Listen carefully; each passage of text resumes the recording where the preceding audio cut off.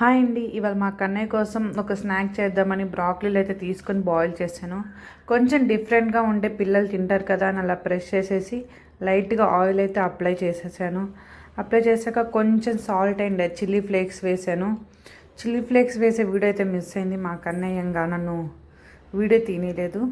తర్వాత వీటన్నిటిని air ఫ్రైయర్లో arrange చేశానండి. ఎయిర్ ఫ్రైయర్ కన్నయ్య కోసమే తీసుకున్నాను. ఎందుకంటే పిల్లలు స్నాక్స్ అడుగుతూనే ఉంటారు. మనం ఇవన్నీ చేస్తే ఆయిల్ ఎక్కువ పడుతుంది, దీంట్లో అయితే ఆయిల్ తక్కువతో చేయొచ్చని.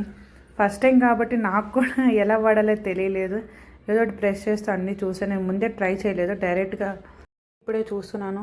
అన్నీ చెక్ చేస్తున్నాను 1 by 1 టెంపరేచర్ ఎలాగా, టైమింగ్ సెటిల్ చేయాలి అని.